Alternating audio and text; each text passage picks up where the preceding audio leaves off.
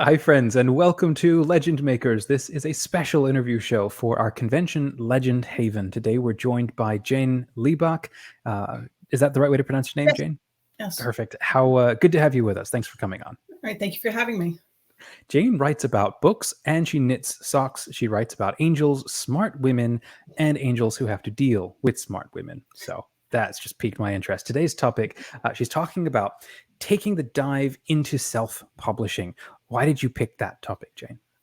Because a lot of people they're not sure. There's so many different ways. We have so many opportunities now to how to get our books into print, how to get our stories into the hands of readers. We have more options now than we have ever had as writers, and choosing the right way to go is important. And a lot of people will tell you their way is the only way, but of course that's not right. There are as many different ways to get into the hands of readers as there are writers. So we need to make the best decisions for our stories. Fantastic. I'd love to talk to you about the self-publishing process. We do have somebody else at the con also talking about traditional publishing, so it's nice to get both sides of this. Why don't we start with a little bit with your story and some of the things that you have self-published yourself? How did you get to be an author? Okay, so I've been writing since I was 3 years old. My mother actually saved it. It's like in a magenta crayon, the creature. And I illustrated it myself with all the skill of a 3-year-old. And so I just kept going. I wrote my my first full novel when I was 13 years old. It was fan fiction. It stinks. When I was 19, I started the book that eventually became my first published novel. And that was in 1994 that it finally got out into the world. So, and that was with a big press. It was with Thomas Nelson Publishers. It sold a lot. It was really good. And then I got editor orphaned and I didn't have an agent. So, had a number of years where nothing was going on. And then I slowly started creeping back into publishing. At one point or another, I decided that I was going to get back into publishing no matter what. Like I was going to get either 100 rejections for the year, or I was going to get 12 acceptances. I figured one way or the other, I would prove that either I could not do it or I could. Right. And I got my 12 acceptances for the year, anything that I could, like poetry, essays, chicken soup for the soul, anything that I could get out there. So then at that point, I got back into the game. I had some works with small presses. And then I had a friend who basically she had started independently publishing. And then she convinced me that I should try it. But when I say she convinced me I should try it, there were a number of like soul-sucking years in the middle there where I had a literary agent. And the more that I went through that process, the more I felt like just dragged down. And, I can never make everybody happy. I thought back to the times in my life when I was happiest as a writer. And it turned out that during those times, I only had like a handful of people who actually read my stuff. And I thought, okay, I bet if I start, independently publishing my own work, I could get like 10 people to read it, and I'll be happy again. So that was that. Basically, I cut ties with the agent. I pulled back any rights that I still had out there and just started releasing my own stuff. And it's been pretty awesome. Wow. Can you share with us some of the titles or some of the books, maybe in the last couple of years that you've put out? Well, let's see. So let me back up a little bit, actually, because the last one that I put out under my own name was actually a part of the Seven Archangels saga. That currently has 6 books in it. For National Novel Writing Month, I'm writing the 7th. Oh, how cool. It's a lot of fun. I'm on, right now it's November 2nd, so I have like only 5,300 words on it, but I'll get more. But all right, the Seven Archangels saga basically deals with the 7 archangels of the presence, and we follow them through human history. Okay. Wow. The first book that I ever published, it turns out, is now currently book 4 in that series. And then the second book that I had published is book 5. Do not do what I did. It is a complete mess in terms of like, and for a while, every time I published a new book, I would renumber the whole series. I don't think I can do that anymore. I think I've lost that functionality. But the problem that I started having, I noticed, was that my literary agent, she had books of mine that were, secular women's fiction. Like no angels, nothing weird, no invasions of hell, nothing religious in them. Okay.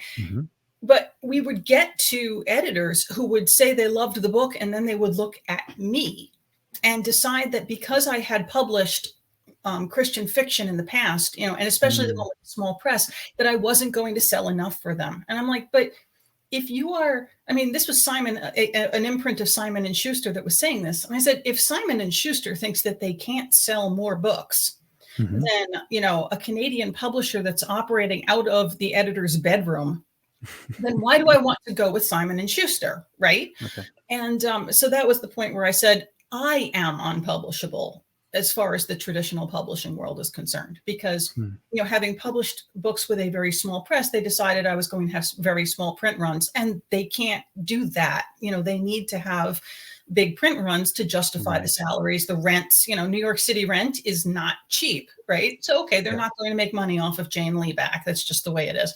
So, and that's part of why I'm currently independently publishing. So the first one that was totally independent and wasn't that I clawed back my rights and re-released it under my own imprint was the first of the Seven Archangels saga, which is an arrow in flight. And it follows the angels from the fall of Sodom to the fall of Jerusalem.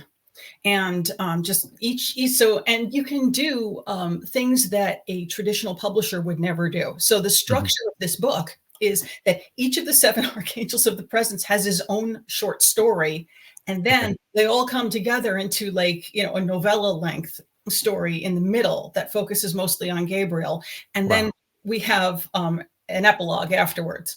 And you can't do that with, Simon and Schuster would have had a heart attack with that format, but it's fun. I could do it on my own, and no one's complained. I've never gotten emails saying, the format was kind of weird, because, it was fun and I loved doing it. And that's that. So I love your energy and how animated you are with all of this. So in talking about self-publishing, then what is the process? How do you then the end is typed? Okay, close the Word document. Yeah. Take a 3-month sabbatical and something. What's the process you then follow to get it up online, create interest, and that sort of thing, and sell it? Okay, so I actually take a 30-second sabbatical, because I just scroll straight up to the top of the document and start rereading it, because I'm kind of, a cup of coffee, begin. Out here. So at that point, I'll start editing it until I can't get it any better. Until I've reached the limits of what I can do. And then I send it off to beta readers and get their feedback on it. And sometimes they don't come up with anything that really needs to be changed. Sometimes they point out things that are, really do need help. And then I go fix them.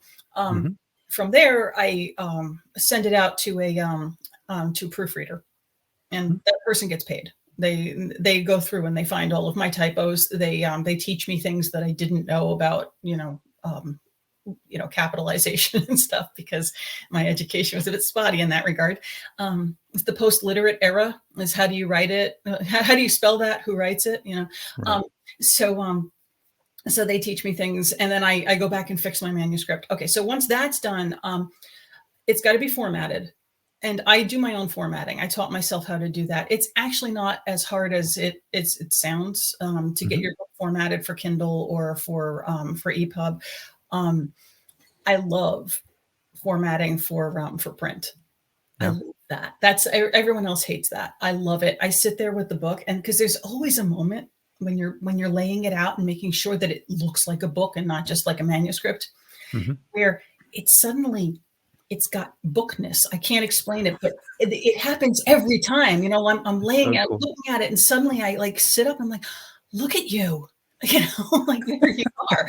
And you're all right there. And it's the best moment. So anyway, there's also a lot of frustration in getting it just right, though, because up till that point, you will find yourself saying words you may want to bring to confession. So but okay, so it's formatted at that point. At some point in this process, I will have contacted a cover designer. There are people out there who are polymaths who are amazing graphic designers and can do their own covers. I've done a couple of my own covers, and they're not good. When it comes to being a graphic designer, I'm a good writer. I pay someone to do that. And we work back and forth on that, trying to make the cover look first off professional, but secondly, it has to, the cover, you want it to convey your genre, your age category, the tone of the book, something about what's in the book. And, that's really hard to do. Like, even if even if you're certified in Photoshop, you don't necessarily know the marketing part. Right. So it's important to get your cover right. So I always just pay people to do that. And then at that point, you can just upload the whole thing, and it exists. Where do you have a preference for where you upload, or do you change it around? So I do two places. First, I go directly to Amazon through KDP, so they that puts your book out for Kindle, and you can also do your print through them. For any place other than Kindle, I go through Draft to Digital, and they are an aggregator, and they will send your book to like Kobo and Apple's iBooks and Barnes and Noble, and a bunch of other places, Overdrive, Hoopla. You can pick which ones. It doesn't have to go to all of them, and so that's how I do wider distribution for books. That I do that with every book. When you have an ebook that goes to Kindle, you have to decide whether you want it to go wide to all those other distributors, or if you want it to go into Kindle Unlimited. And Kindle Unlimited is a subscription service through Amazon. So people pay $10 a month to read as much as they can. I live by that thing. You love that? Okay. So, but the problem is you can't, if you do that, you're exclusive to Amazon for your ebook. So you have to make that decision. Okay. You get paid by the page, is it going to make up for not being able to be, wide? Wow, interesting. You get paid by the page? Yeah. I didn't know that. 0.42 cents per page or something like that. So so for 1,000 pages, I get about maybe, I think last month it was $4.60 per 1,000 pages. But some genres you can clean up, because you'll watch it happen. Like, somebody comes up on your dashboard and they read book 1 in the series, and then they slowly go through all 5 books in the series, and then suddenly it pick up the other series. You can watch it happen, and it's pretty cool.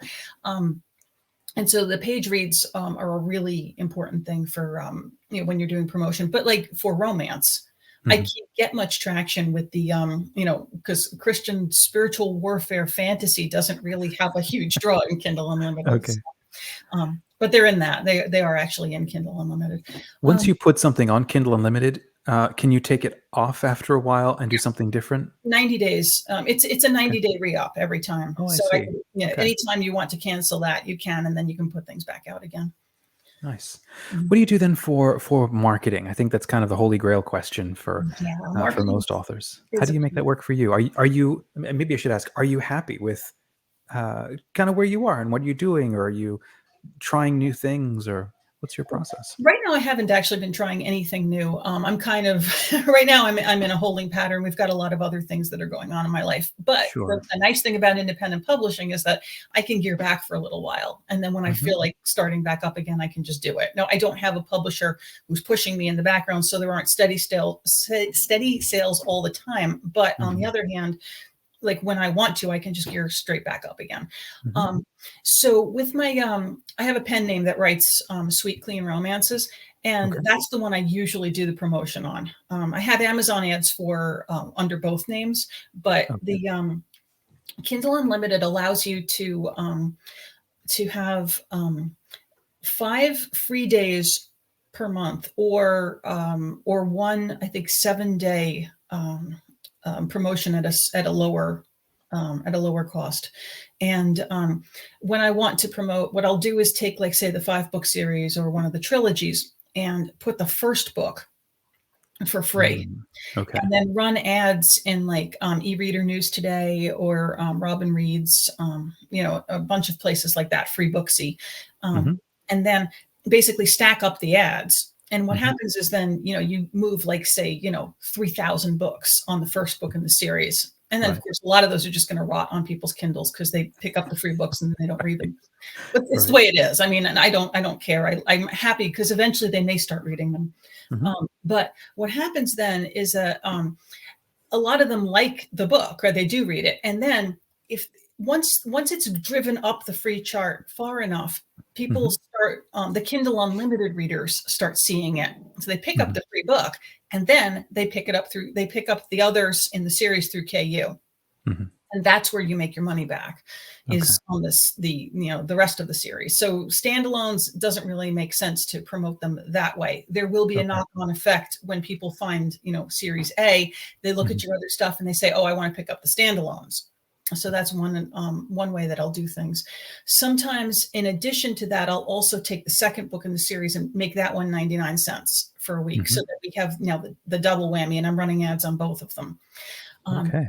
There's usually like a nice tail on those. I'll end up getting sales from that for a couple of months afterwards, and that's nice. I have Amazon ads through that just show up on the Amazon site. I have experimented with Facebook ads. They don't really work for me because the margin is so narrow with Facebook ads. But a lot of people make those work for them. And let's see, I have a newsletter, and sometimes you can trade newsletter spots with other writers. And then so they'll push your book and you push their book. And if your audience is similar enough to theirs, you'll cross-pollinate, which is always, that's neat. And also my pen name goes into multi-author series. So each one of us writes a standalone within this one long series. And so there'll be 12 books. And then each of us promotes the other 11 books. So for example, we have one that's Healthcare Heroes, where each of the stories has one person who's in the healthcare field and is single. They're clean romances, so they all have about the same heat level, which is to say just about nothing. No, graphic hand holding, but I mean, I like writing that level of heat, and then and a life has to be saved during the course of the story. And actually, my story in that series is my best-selling title under that pen name. So I mean, it works because. And that's a novel, or it's a short story in an anthology? It's a novella. These are all novellas that I've been doing with the multi-author platforms, but they're fun, and because you just get to go dive into a world for 25,000 words. You basically, from your perspective as a writer, you get in, get out again, but. People will see the series and they'll go through the whole series. And then at some point or another, they'll say, oh, let me see what else that person wrote. And then hopefully you pick up readers that way. Those are so smart. So not only having your own website, your own emailing list, you're also understanding how the Kindle platform works in terms of its discovery, and then partnering up with other people to grow your reach. Other writers will always be your best resource, and the independent publishing community is so generous. I mean, they're generous with information, they're generous with help, they're generous with and you're self-taught and everything, am I right? They're just really, they're really good. They're good about teaching each other things. They're good about support. It's just been surprising to me, especially when I'm comparing it to how, say, my former literary agent treated me. These people, I joined, there's the Writing Gals. They're on Facebook. There's 20 books to 50K. There where people are sharing screenshots of their sales dashboards. I mean, and telling you exactly where they advertised in order to get the amount of sales that they have. There are clean indie reads for people who are writing strictly clean fiction, because there are special issues just for people who are doing that. There's 10-minute novelists for people who can only write in 5 to 10 minute snatches, and there's so many amazing communities out there that are willing to share their help. There's the Catholic Writers Guild. I belong to a local group called the Metro West Writers Guild, and people are just so generous with one another. It's a good thing. Fantastic. Jane, that's amazing stuff. Where can people find you online? If they have additional questions, they want to join your list, check out your work. So I'm on Amazon. All my books are on Amazon, so you can find them there. I have a website that badly needs an update over at janelebak.com, along with my old blog and lists to a lot of links to my short fiction and things like that. My pen name is Maddie Evans, and she's also on Amazon. Fantastic. Jane, thank you so much for coming on and for checking us out at the con. And thank you for those who enjoyed this. I hope this was helpful. You can leave a comment to, well, just a comment, see what you think, what additional questions you might have. And then come check us out at legendfiction.com. It's the creative community for modern Catholic and Orthodox authors. Join our private community to share your works in progress, give and get feedback, and make friends. Till next time, keep writing, and we hope you enjoy Legend Haven. God bless you.